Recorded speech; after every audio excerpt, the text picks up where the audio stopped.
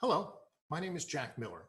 I'm making this the Memorial Day weekend 2019. We're approximately halfway between the US presidential election cycles.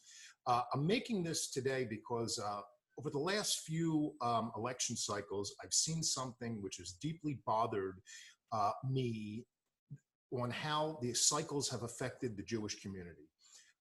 What I've seen is a polarization of one side or another, and a downright nastiness and meanness that's really, I've seen unprecedented in my 57 years of life. And I really believe it's doing damage to the Jewish community. I am making this and sending this to the leaders of the Jewish community. I am hoping that the rabbis and the leaders of the Jewish community see this as they start to plan their next year's events, as they start to plan what they're going to talk about on Yontif. I hope they take this issue in mind, because what's happening is the Jewish community is being polarized by U.S. elections, and it's not a good thing. Look, we all have strong opinions on politics. This has been going on for thousands of years. There's nothing new about it. It's healthy. Thank God the Jewish nation is not shy about viewing their voices, and their voices have often affected positive changes, which is a wonderful thing. And within the U.S., it's affected us. The Jews have been in the political system for whatever, as long as the country has been in existence. But what I see now is I see our Jews, frankly, conducting themselves in a terrible manner, where they feel free to go on social media and in other forums and post the most negative, vile comments. Again, I'm not talking about one side or another. It comes from both sides. So this is not a partisan issue with me. This is about Jews dealing with other Jews.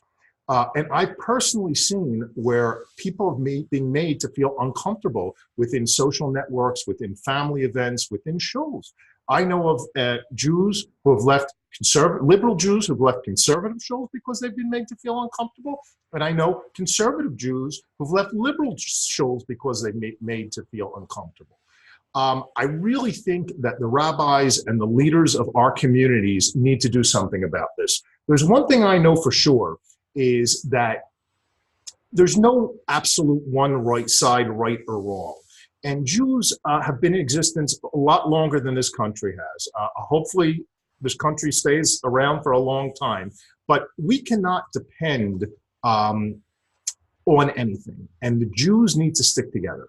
And frankly, I think the rabbis and the Jewish community leaders, this is nothing against the rabbis, nothing against the Jewish community leaders, have really not done the best job they could have. Over the past few years, I've approached numerous rabbis that I know, and I've brought this issue to them. And each of them are entrenched in their own political beliefs, believing what their position is the right position, and they're obligated to take their position. And I've heard comments like, well, if they don't belong here if they don't believe that way, or they're doing what's right, or they think it's the 1930s again, and they're preventing some great disaster. That's really a bunch of nonsense. The rabbis, I believe, and the Jewish community, I believe, needs to educate the Jewish people on agreeing, on disagreeing, on having a civil conversation, on the laws of respect, on the laws of lashon hara. All of these things, people should not be made to feel uncomfortable in a shul or in any community group because of their U.S. or any, frankly, political views. That's really not acceptable. And I call upon the synagogues and the rabbis to address this issue. Again, it's halfway through the political season. I think now is a great time to address it. I do not believe that any rabbi who is entrenched in their position and feels this is a good thing, frankly, they should be a political leader and not in the rabbinate. Again, I don't mean to be non-nuanced about this. I apologize. I don't mean to offend anyone. That's not my purpose at all. But I am deeply concerned that the Jewish community is splitting apart on the outskirts. And that's really not acceptable, and none of us should be happy or tolerate. Jews need to be united. We could certainly disagree. We always disagree. You know the joke about Jews and disagreements. We've all heard a million of them, and that's a healthy thing. But there's a way to do it with respect and dignity and civility, which I haven't seen. And by the way, I have friends. When I go on my Facebook, which I try to do rarely, I have friends who are good people on the right-hand side who are so entrenched they produce the foulest or repost the foulest messages. I have the same friends or different friends, but people who I know on the left-wing side who post the same vile messages. And this isn't good. Jews need to get along. And I call upon the rabbis to speak about this, to act about on it, and to teach Jews that it's okay to disagree, but do it civilly. Listen to what the other people's saying, hear it, and don't treat them with a lack of respect. Don't be negative or nasty to them or frankly mean to them. Look, I certainly have my political views, and they're evolving all the time. And what I believe today, I didn't believe so strongly years ago, and vice versa.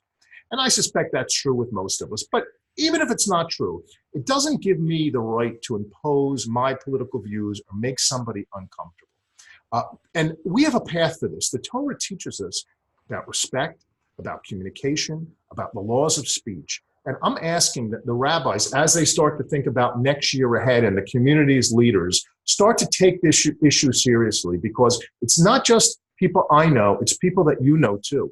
It's in every community in the United States.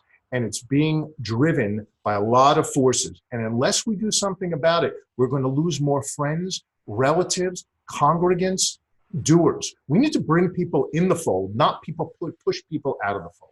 So my message today is one of peace, one of shalom, and one that we unite our Jews. Again, we could disagree, but please, rabbis, teach the Jews how to disagree civilly and respectfully.